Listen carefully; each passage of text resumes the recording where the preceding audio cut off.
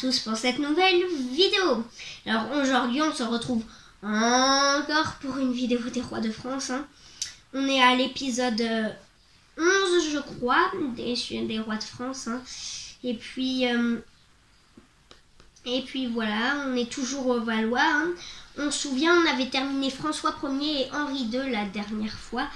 Et aujourd'hui on va faire des rois pas très connus. Il y aura François II, Charles IX, et puis Henri III, et puis un roi un peu plus connu, Henri IV.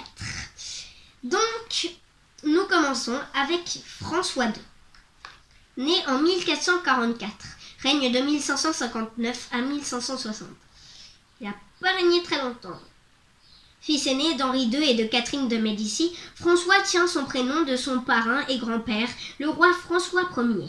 Le dauphin est un adolescent de constitution fragile dont la santé, l'âge venant, ne va pas en s'améliorant. Il n'empêche, François n'est pas un être débile et son mariage avec Marie Stuart est célébré en 1558. La jeune reine d'Écosse, nièce de François et de Charles de Guise, va soutenir et amplifier l'influence grandissante à la cour du parti de ses oncles. Âgé de 15 ans à la mort de son père, François II est au regard des lois du royaume majeur. Pourtant, sa santé ne lui permet pas un exercice plein et entier du pouvoir. Il apparaît bien vite aux yeux de tous que les Guises sont les maîtres du gouvernement. Cette captation, qui est une quasi exclusive de la faveur royale, agace les autres lignages qui s'estiment indûment évincés. Le tout à un moment où les antagonismes religieux conduisent à la constitution de deux partis, prêts à en venir aux armes. Les Guises se font les champions du catholicisme quand leurs opposants basculent vers la réforme. Ils ne l'ont pas déjà embrassé par inclination propre. En mars 1560, les protestants marchent sur Amboise afin de soustraire le roi à la tutelle des Guises. Avertis, ces derniers répriment la conjuration dans le sang et déclarent illégales les assemblées de réforme. À sa mort, François II laisse un royaume au bord de la guerre civile. Il y aura les guerres de religion qui seront d'ailleurs très meurtrières, comme le massacre de la Saint-Barthélemy, par exemple. Passons à Charles IX, né en 1550 et règne de 1560 à 1574.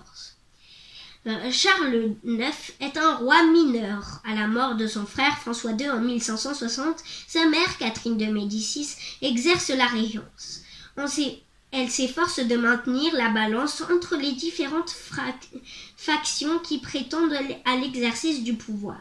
Ce faisant, elle réduit considérablement la puissance d'Église au profit d'Antoine de Bourbon et de son frère Louis de Condé, chef du parti protestant.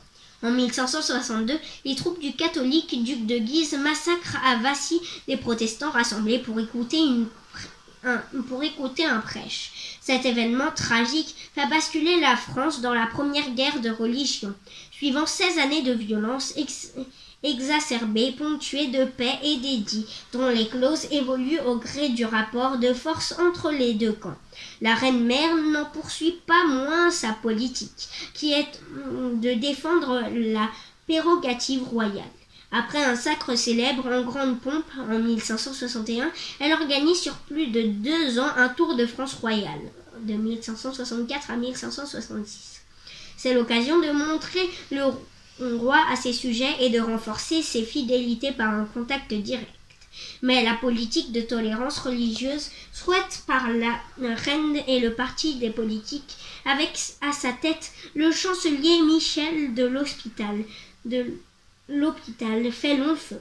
En 1572, le jour de la Saint-Barthélemy, les protestants réunis à Paris pour célébrer le mariage de leur chef Henri de Navarre avec la sœur du roi Marguerite de Valois sont massacrés. Incapables de mettre un terme à la guerre civile, Charles IX meurt 2 ans plus tard sans héritier. Passons maintenant à Henri III, le père, enfin non, pas le père, c'est un des amis de Henri IV. C'est pas du tout le père d'Henri IV en vérité. Donc, vu que Henri IV est né en 1553 et Henri III est né en 1551, donc ce ne serait pas possible qu'il ait eu un fils à 2 ans. Henri III, né en 1551, règne de 1574 à 1589. Quatrième fils d'Henri II et de Catherine de Médicis, il est le dernier Valois. À 15 ans, Henri III siège au conseil, auprès de sa mère régente. Nommé lieutenant général en 1567, il participe aux 2e et 3e guerres de religion et gagne les batailles de Jarnac et de Moncontour contre les réformés en 1569. Rien cependant ne prouve qu'il ait participé au massacre de la Saint-Barthélemy en 1572. Roi de Pologne en 1573, Henri est sacré roi de France à la mort de son frère Charles IX. Il épouse peu après Louise de Lorraine, à laquelle il restera attaché en dépit de ses infidélités. Dans un contexte religieux et politique tendu, Henri III doit faire face à de nombreux opposants, les protestants, les catholiques et le parti des malcontents conduit par son jeune frère François d'Alençon et Henri de Navarre. Il joue la carte de l'apaisement en accordant la liberté du culte aux réformés et en réhabilitant les victimes de la Saint-Barthélemy en 1576. Mais les catholiques mécontents se fédèrent en ligue l'obligeant à reprendre la guerre contre les protestants. Évidemment, il s'oppose au... Oups. Je sais pas si vous avez entendu, il y a eu un boom. Donc j'en étais où Oui. Évidemment, il s'oppose aux prétentions possibles au trône d'Henri de Navarre, protestant, vu qu'Henri III n'a aucune descendance et que son frère est mort. Henri III ne peut s'imposer. Obligé d'un temps de céder devant Henri de Guise, chef de la Ligue et prétendant à sa succession, il s'allie à Henri de Navarre après avoir fait assassiner le premier. Il confirme ensuite Henri de Navarre comme son successeur avant d'être à son tour assassiné par un moine fanatique le 2 août 1589. Alors nous passons maintenant à Henri IV, le célèbre roi qui a promulgué l'édit de Nantes et qui a mis fin aux guerres de religion en 1598. Henri IV, né en 1553, règne de 1589 à 1610. Fils d'Antoine de Bourbon, lointain descendant de Saint-Louis et de Jeanne d'Albret, reine de Navarre, il est le premier Bourbon élevé dans la religion protestante. Henri devient premier prince du sang à la mort de son père en 1563. Sa place est alors à la cour, aux côtés du roi Charles IX et de ses frères Henri et François. La mort de son oncle Louis de Condé en 1569 fait d'Henri, alors âgé de 16 ans, le chef du parti protestant. Épargné lors du massacre de la Saint-Barthélemy le 24 août 1572, il est contraint de se convertir au catholicisme et de résider à la cour. Il s'en évade en 1576 pour prendre la tête des provinces unies du Midi, république protestante installée dans le royaume. L'annonce à la mort du frère d'Henri III en 1584 fait de lui l'héritier présomptif de la couronne. Il finit par se rapprocher du roi son cousin le Valois, qui le reconnaît comme son successeur en 1589. Il lui faut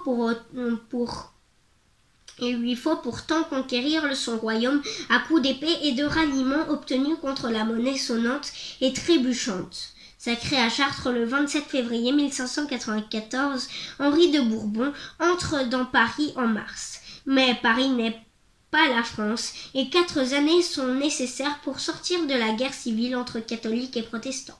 En 1598, l'édit de Nantes rétablit la paix. Henri IV peut se consacrer à sa grande ambition, ancrer dans le temps la nouvelle dynastie des Bourbons.